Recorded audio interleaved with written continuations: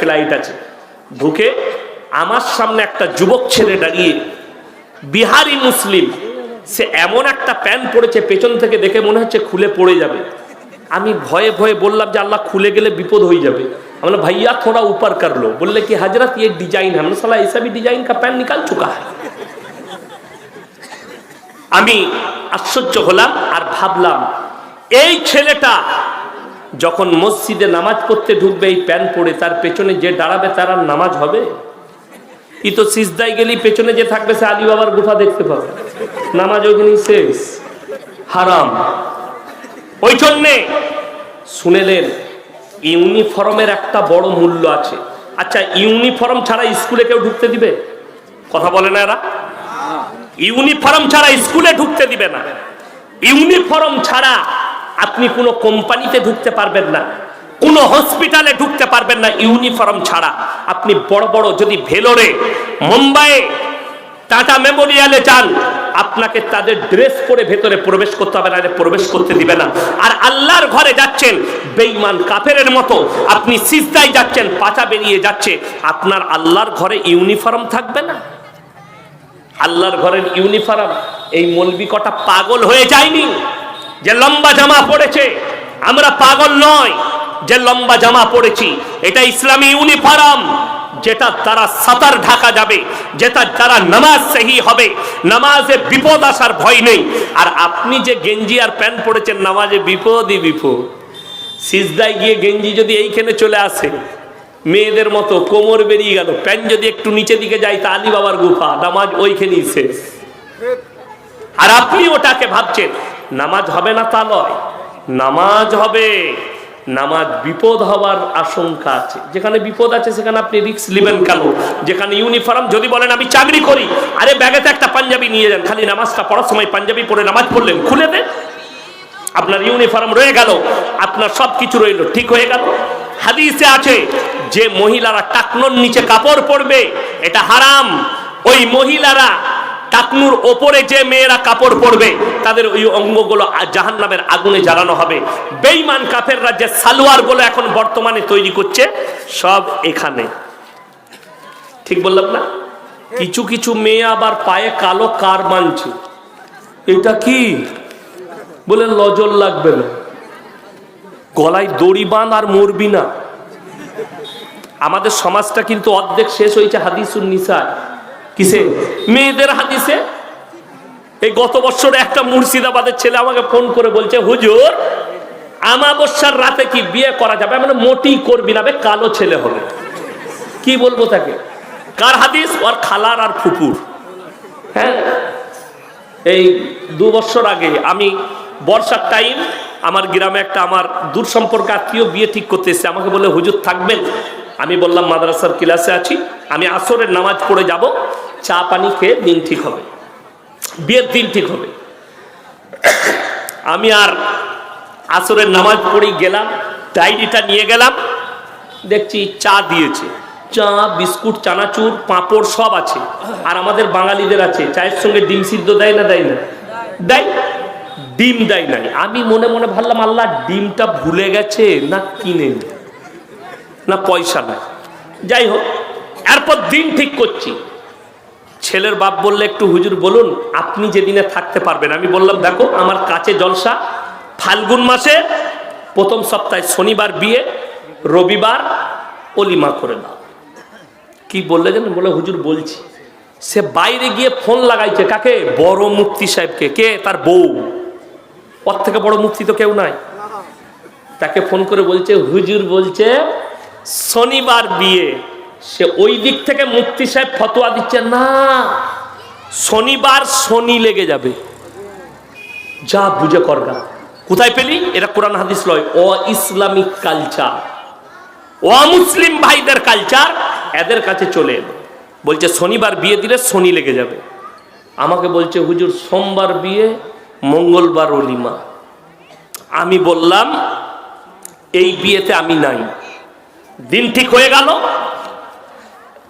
আমি আল্লাহর কাছে দোয়া করলাম, আল্লাহ কোরআন আর হাদিসকে উপেক্ষা করে, একটা আলেমকে উপেক্ষা করে একটা বেদাত কাজ করেছে, আল্লাহ তুমি এই বিয়েকে ধ্বংস করে দাও। ঠিক 1 মাস পরে বলছে হুজুর বিয়েটা ভেঙে গেছে। আমি তো দোয়া করে এলাম আমি যেন ভেঙে যায়। তোর বউকে জিজ্ঞেস করে এরপরে শনিটা কি করে লাগলো, ওটা তো সোমবার ঠিক করে এলাম। আমি বাড়িতে গিয়ে আমার বউকে জিজ্ঞেস করলাম, হ্যাঁ গো ডিম দেয়নি কেন? বলছে তুমি জানো না, মেয়েরা বলে বিয়েতে দিন ঠিক হলে ডিম দিলে বিয়ে ভেঙে যাবে। আমি আল্লাহ ডিমের পাওয়ার এত কি করে হলো লো, আমি তো জানি না। আচ্ছা ডিমের সৃষ্টিকর্তা কে? মুরগির সৃষ্টিকর্তা কে? তাহলে ডিম কি করে বিয়ে ভাঙাবে? এর থেকে বড় শিরকি ভাষা আর কিছু নেই। আল্লাহ মাফ করুক মা দিকে। আবার ফতোয়া শুনেলেন, বিয়েতে জেলেবি দেওয়া যাবে না, প্যাঁচ লেগে যাবে। ফতোয়া কার? খালার। ফতোয়া কার? ফুপুর। বলছে জিলেবি দেওয়া যাবে না। আচ্ছা জিলেবি দিলে যদি বিয়েতে প্যাঁচ লেগে যায়, যে লোক জিলেবি তৈরি করছে তার বেটা বেটিরা জীবনে বিয়ে হবে? সে তো প্যাঁচ মেরিয়ে গেছে, তার প্যাঁচ মারার শেষ আছে। তো এই হচ্ছে শিরকি ভাষা। আল্লাহ মাফ করুক। এই ধরনের কুফরি থেকে, শিরিক থেকে আমার মা বোনদেরকে হেফাজত করুক। শুনেলেন, আমার মায়েরা অনুরোধ করে বলছি, নিজের মন থেকে কোনো মাসলা বানাবেন না, নিজে থেকে কোনো মাসলা বানাবেন না। আজকে বলুন, মরা বাড়িতে ভিড় কাদের বেশি? কথা বলেন না, মহিলাদের। কোনো মৌলবি যদি বলতে পারে মেয়েদের ভিড় করাটা নেকি বেশি, আমি জীবন আর সমাজের বুকে বক্তব্য দেব না, জীবনে। শুনেলেন মায়েরা, মায়েরা মরা বাড়ি যেতে পারবে, মাইয়াত বাড়ি, যদি নিকটতম আত্মীয় মারা যায়। কোথায়? কালিয়াচকে মারা গেছে, জানি না কে। উঠিক সেজে কুজে গাড়িতে বসে পড়ল। বেটা বলছে কোথা যাবি? তুই জানিস না কে মরেছে? কে গো? তোর বাপের ফুপুর অমুকে তমুক করে ঠিক একটা কুটুম বার করে দিলে। এত কুটুম আল্লাহ আমরা জানি না? জানি। আরে আমি তো কোথাও কুটুম বাড়ি গেলে আমি মাকে, আমার গিন্নিকে জিজ্ঞেস করি, হ্যাঁ গো আমাদের কে হয়? সম্পর্ক জিজ্ঞেস করে যেতে হয়। এদের সম্পর্ক এত জানে, কি বুঝলেন? কিন্তু বিষয়টা তো ওইটা নয়। আমার একটা জলসা আছে, গ্রাম থেকে বেরিয়ে গেল। এই গ্রামটার নাম কি? কদমতলি। কদমতলি থেকে বেরিয়ে গেল, গোটা গাড়ি সংসারের গল্প। ঠিক কালিয়াচকে ঢুকছে, তখন নাক পুষতে পুষতে ফেরেশতারা আল্লাহকে বলল, আল্লাহ ই কি ডিজাইন শুরু হলো? বলে দাঁড়া এখনো অনেক বাকি আছে, ঘর পর্যন্ত যা। ও জানেও না কে মরেছে, নাক পুষছে। ঘরে ঢুকে বলছে, খালা তুই কি করে মরে গেলি? খালা বলছে, দেখে কানলো আমি মরিনি, তোর খালু মরেছে। ও কিন্তু আন্দাজে কাঁদছে, ও তো আলু গোশ খেতে গেছে, ও তো এমনি যায় নাই। কি বলেন? এই খালা দিকে যে কি মাত দিবে ফেরেশতারা কবরে, নাউজুবিল্লাহ। আমার মারা, আপনারা বলুন, যদি সন্তান, আমরা পুরুষরা গিয়ে জানাজা পড়ে মাটি দিই, নেকি বেশি না কম? নেকি বেশি। অথচ পুরুষদের ভিড় কম, মায়েদের ভিড় বেশি। নিষেধ করে যাচ্ছি। মরা বিয়ে বাড়ি যদি সুন্নাত তরিকায় বিয়ে দিতে পারেন, খানা করবেন। অলিমা যদি নারী আর পুরুষকে আলাদাভাবে খাওয়াতে পারেন, তবে আপনি দিবে অলিমা খাওয়াবেন। তা না হলে অলিমা করে লাভ হবে না, গুনাহ হবে। একটাই প্যান্ডেলে নারী পুরুষ একসাথে খাচ্ছে। আর আমার মায়েরা যা পোশাক পরে, শয়তানু লজ্জা পায় এদের পোশাক দেখে। এটা বেঈমান কাফেরের আখলাক। আলেমরা বসে আছে, রাসূলের জামানায় মসজিদের ভেতরে নিকাহ হয়েছে, মসজিদের ভেতরে বিচার হয়েছে, যার কারণে মিথ্যার প্রশ্রয় পাইনি, হারাম কাজের প্রশ্রয় পাইনি। আজকে বিবাহগুলো ও ইসলামিক ও মুসলিমদের মতো প্যান্ডেলে চলে গেল, বিয়ের হলে চলে গেল, যার কারণে যত রকম হারাম কাজ আমাদেরকে ধরে নিল। আজকে একটা ইমামকে বিয়ে পড়ানো 500 টাকা দিতে এদের গায়ে লাগে, 1000 টাকা দিতে গায়ে লাগে। আর হারাম কর 5000 টাকা দিয়ে ডিজে বাজিয়ে গান বাজনা করছে বিটির বিয়েতে, বেটার বিয়েতে। আর আপনি নিজেকে মুসলিম বলে দাবি করছেন, আল্লাহর কাছে কি হিসেব দিবেন আপনি ভেবে দেখুন। বেঈমান কাফেররা তো এটাই চেয়েছিল, এইটাই তাদের মেহনত ছিল, এরা যেন ইসলাম থেকে সরে যায়। আখরি জামানায় আমাদের সমাজে হারাম আওলাদে ভরে যাবে, আপনি কল্পনা করতে পারবেন না। এই মাসটা কি মাস? ইংরেজি ডিসেম্বর। আজকে তারিখ কত? 17 তারিখ। 17ই ডিসেম্বর এই 25শে ডিসেম্বর আপনাকে আমি মালদা টাউনে দেখিয়ে দেবো কতগুলো মুসলমানের ছেলে গির্জায় গিয়ে ক্রিসমাস পালন করছে এবং তারা শিক্ষিত। আমার বর্তমানে দেখিয়ে দেবো, বর্তমানে পার্কাস রোড বিগ বাজারের কাছে গির্জায় লাইন দিয়েছে মুসলিমদের যুবক যুবতীরা। আপনাকে দেখিয়ে দেবো কলকাতায় হাজার হাজার মুসলিমদের যুবক পাক সার্কাসে গিয়ে, কলকাতায় গিয়ে, ধর্মতলায় গিয়ে তারা ক্রিসমাস পালন করছে। আপনার জানা আছে কোরআনে আছে গায়রিল মাগযুবি আলাইহিম ওয়ালাদ দাল্লিন। মাগযুম মানে ইহুদি আর দাল্লিন মানে নাসারা। এই দুটো দলই পদভ্রষ্ট, আর এদের অনুসারীরাও পদভ্রষ্ট হয়ে যাবে। আজকে যদি ইসলামের জন্য 25শে ডিসেম্বর হতো, আমরা মৌলবীরা প্রথম সারিতে থাকতাম। দুঃখের কথা বলি, এইটা তো মালদা টাউন, সামনে সুজাপুর গয়েশবাড়ি। আমি 23 সালের 31শে ডিসেম্বর আমি জলসা করেছিলাম গয়েশবাড়িতে। রাত 11:45 জলসা শেষ করেছি। আমার গাড়িতে 13 মিনিট লেগেছে কালিয়াচক স্ট্যান্ড যেতে। স্ট্যান্ডে গিয়ে লাইন জ্যামে দাঁড়িয়ে আছি, 4টা গাড়ি দাঁড়িয়ে আছে। আমি ম্যানেজারকে বললাম গিয়ে দেখো কি ব্যাপার। পুলিশ প্রশাসন দাঁড়িয়ে আছে, 100টা মুসলিমদের যুবক 1 লক্ষ টাকার বোম বিছিয়ে বসে আছে। 12টা বাজলে তারা বোমগুলো ফাটাবে। এদিকে যারা মুসলমান ভাববে তাদের ঈমান যাওয়ার খাতরা আছে। এরা হচ্ছে একদম বেঈমানের অনুসারী, আর আল্লাহ তাআলা বলেছে ওরাও পদভ্রষ্ট, তাদের যারা অনুসারী করবে। আজকে আমরা রুখতে পারি না। নদীর মহানন্দের কিনারায় হাজার হাজার মুসলমান ছেলে 1 জানুয়ারি মদের বোতল আর ফিস্টির হাঁড়ি নিয়ে গিয়ে ফিস্টি করছে। আপনি আপনার সন্তানকে রুখতে পারেননি। এরা পদভ্রষ্ট। এদের পরিবার যদি ফিস্টি করার টাকা দেয়, এদের পরিবার নামাজ পড়লেও পদভ্রষ্ট হবে। আপনার জানা নেই আমার ভাই, কিয়ামতের দিন আল্লাহ ঈসা মাসিহকে দাঁড় করাবেন, ঈসা নবীকে কাঠগোলাতে। এটা কোরআন, এটা আমাদের মৌলবীর ভাষা নয়। আল্লাহ জিজ্ঞেস করবেন, ইসকাল আল্লাহু ইয়া ঈসা ইবনে মারইয়াম আনতা কুলতা লিন-নাস ইত্তাখিদুনি ওয়া উম্মিয়া ইলাহাইনি মিন দুনিল্লাহ। হে ঈসা, তুমি কি বলেছিলে তোমার কওমকে আল্লাহ ছাড়া আমি আর আমার মা আরো দুটো আল্লাহ?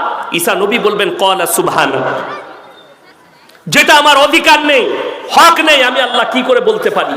আর আমি যদি বলে থাকতাম ইন্নাকা আনতা আল্লামুল গুয়ুব, আপনি আলিমুল গায়ব, আপনি জানতেন। আল্লাহ বলবেন খালি বিশ্বাস স্থাপন করানোর জন্য দাঁড় করিয়েছি, তার কমকে জাহান্নামের রাস্তা দেখানো হবে। আর তুমি যদি সেখানে সাথ দাও, আল্লাহর কসম তোমাকে ওই জাহান্নামের রাস্তা অতিক্রম করতে হবে। আপনারা ঈদের নামাজ পড়েন না? ঈদের নামাজে শুনেছেন কোন খ্রিস্টান আছে, কোন ইহুদি আছে? আপনি তার পরব পালন করছেন। আজকে হে আমার যুবক যুবতী, যারা স্কুল কলেজের স্টুডেন্ট আছেন, তাদেরকে অনুরোধ করে বলে যাচ্ছি, তোমার জানা নেই তারা নাম দিয়েছে ইহুদি খ্রিস্টানরা ভ্যালেন্টাইন ডে 14ই ফেব্রুয়ারি, কাজ হচ্ছে জিনা করা। তারা নাম দিয়েছে চকলেট ডে, কাজ হচ্ছে জিনা করা। তারা নাম দিয়েছে রোজ ডে, কাজ হচ্ছে জিনা করা। তারা নাম দিয়েছে কিস ডে, কাজ হচ্ছে জিনা করা। তারা নাম দিয়েছে রিলেশনশিপ, কাজ হচ্ছে জিনা করা। বেঈমান কাফেররা ঠান্ডা মাথায় আপনাকে জিনা করাবে। 1 মাস আগেকার খবর বলছি, একজন বিশ্বের 1 নম্বর ফুটবলার, দামি ফুটবলার, আমি নাম করব না কোন দেশের, তার গার্লফ্রেন্ড প্রেগনেন্ট, ফেসবুকে পোস্ট করেছে, পেটের ছবি দিয়েছে আমি প্রেগনেন্ট। ওই ফুটবলার তারপরে পোস্ট করছে, আমার সন্তান হলে আমি এই নাম রাখব। পরবর্তীতে ওই মেয়েটা পোস্ট করছে, এই সন্তান তোমার নয়, তোমার সাথে ঝগড়া হবার পরে আমি অন্যজনের সঙ্গে রাত কাটিয়েছি, বাচ্চাটা তার। নাউজুবিল্লাহ বলে। ইসলাম এটাকে বলছে জিনা। আজকে আমি জলসা করতে এসেছি, ইনারা যদি বলে আপনার পরিচয় কি, আমি আমার বাপের নাম লুবো না মায়ের? বাপের। আমি যদি ইনাকে জিজ্ঞেস করি আপনার পরিচয় কি, ইনি ইনার বাবার নাম বলবে না মায়ের? বাবা। বাবা যদি মারা যায় তাও বলবে আমি মৃত অমুকের ছেলে। বলে না, বলে না লোকে? আপনাদের এখানে ছাগল আছে না? নাই? ছাগলের বাচ্চা হলে পাঁঠার বাচ্চা বলেন না ছাগলের? গায়ের বাচ্চা হলে ষাঁড়ের বাচ্চা বলেন না গায়ের? আপনারা হাসছেন, কিন্তু এর ভেতরে এত গভীরতার কথা আছে, আপনারা এটা ব্রেনে গেঁথে নিয়ে যান। আমরা মনে করি ইনসান আর জানোয়ারের ফারাকটা, তারা 4 পায়া জন্তু, আমরা 2 পায়া। আমরা কথা বলতে পারি, তারা কথা বলতে পারে না। এটা ফারাকি নয়, এটা কোনো ফারাকি নয়। একটা মানুষ বোবা হয় না? হয় না? কথা বলতে পারে না? তাহলে ফারাক কি রইল? একটা মানুষ, কোরআনে আছে বালহুম আদাল, চতুষ্পদ জন্তুর থেকেও খারাপ তারা, যারা আমার আল্লাহকে চিনতে পারলো না, যারা নিজেদের মা বাবার সঙ্গে অপব্যবহার করলো, যারা আল্লাহর রাসূলকে গালি দিল, এরা চতুষ্পদ জন্তুর থেকেও খারাপ, যাদের কাছে দিন নাই। শুনেলেন আল্লাহ ফারাকটা কি করেছে? ইনসানের পরিচয় আল্লাহ ঘটিয়েছে বাপের দ্বারা, আর জানোয়ারের পরিচয় ঘটিয়েছে মায়ের দ্বারা। তার কয়েকটা প্রুফ দিচ্ছি। ইমাম আবু হানিফা রাহিমাহুল্লাহকে একদল মহিলা এসে জিজ্ঞেস করলেন যে আপনি বলুন তো, ইসলামে 4টা বিয়ে করা একটা পুরুষের জন্য জায়েজ আছে, একটা মেয়ে কেন 4টা স্বামী রাখতে পাবে না? তিনি বললেন কাল সকালে উত্তর দেবো, চলে যাও। মহিলারা চলে গেলেন। ইনি পেরেশান, বাড়িতে খানা খেতে বসেছেন। ইনার মেয়ে খানা খাওয়াচ্ছেন আব্বাকে। বললে আব্বা আপনি এত পেরেশান কেন? মা, মহিলারা আমাকে প্রশ্ন করেছে পুরুষরা 4টা বিয়ে করতে পাবে ইসলামে, মেয়েরা কেন 4টা স্বামী রাখতে পাবে না? আমি উত্তর দিইনি। সেই যুগটা টেকনোলজির যুগ ছিল না, সেই যুগটা সায়েন্সের যুগ ছিল না। ইমাম আবু হানিফা রাহিমাহুল্লাহকে তিনার মেয়ে বললেন, আব্বু কাল সকালে মহিলাগুলোকে আমার কাছে পাঠান, আমি উত্তর দেব। তিনি চলে গেলেন। সকালে বসে আছেন নিজের অফিসে, মহিলারা এসে পর্দায় হাজির। বললে তোমরা আমার মেয়ের কাছে যাও, সেই উত্তর দেবে। সেই মহিলারা ইমাম আবু হানিফা রাহিমাহুল্লাহর মেয়ের কাছে এলেন। তুমি নাকি আমাদের প্রশ্নের উত্তর দেবে? হ্যাঁ উত্তর দেবো, বসো। প্রত্যেকটা রেওয়ায়াতে আছে মহিলাকে একটা করে কাটোরা ধরালেন, তোমরা নিজের নিজের স্তন থেকে দুধ বের করে নিয়ে এসো। প্রত্যেকটা মহিলা নিজের নিজের স্তন থেকে দুধ বের করে নিয়ে এলো। একটা পাত্রের মধ্যে বললে ঢেলে দাও, সব ঢেলে দিল, মিক্স হয়ে গেল দুধগুলো। এরপরে ইমাম আবু হানিফা রাহিমাহুল্লাহর মেয়ে বললেন তোমরা নিজের নিজের দুধগুলো বের করে নাও। সেই মহিলারা বললে এই পাগল মেয়ে, এই দুধগুলো মিক্স হয়ে গেছে, বার করব কেন? বলে পাগল আমি নয়, পাগল তোমরা। একটা ছাগল যদি মাঠে যায়, 5টা পাঁঠা মিলামিশা করলে কার বীর্য থেকে বাচ্চা হয়েছে এটা আল্লাহ ছাড়া কেউ জানে না। একটা গাই যদি মাঠে যায়, তার সঙ্গে 5টা ষাঁড় মিলামিশা করবে, কার বীর্য থেকে বাচ্চা হয়েছে এটা আল্লাহ ছাড়া কেউ জানে না। আজকে তোমরা যদি 4টা পুরুষ রাখতে চাও, কার বীর্য থেকে বাচ্চা হবে এটা সংশয় দাঁড়াবে। ওই জন্য আল্লাহ মানুষের পরিচয় দিয়েছে বাপের দ্বারা, আর জানোয়ারের পরিচয় ঘটিয়েছে মায়ের দ্বারা। ওই জন্য তোমরা 4টা স্বামী রাখতে পারো না, তোমাদের আর জানোয়ারের মধ্যে কোনো ফারাক থাকবে না। আজকের দিনে কিয়ামত কাছে। শুনেলেন আমেরিকা, লন্ডন, জাপান, জার্মান, উত্তর কোরিয়া, চাইনা, ব্রাজিল, অস্ট্রেলিয়া, স্পেন, যতগুলো বেঈমান কাফেরের দেশ আছে, তারা তাদের পার্লামেন্টে পাস করিয়েছে এরপর থেকে যতগুলো বাচ্চা বাঁচতে চায়, তারা যদি ইচ্ছা করে মায়ের পরিচয়ও বাঁচবে। মা রিলেশনে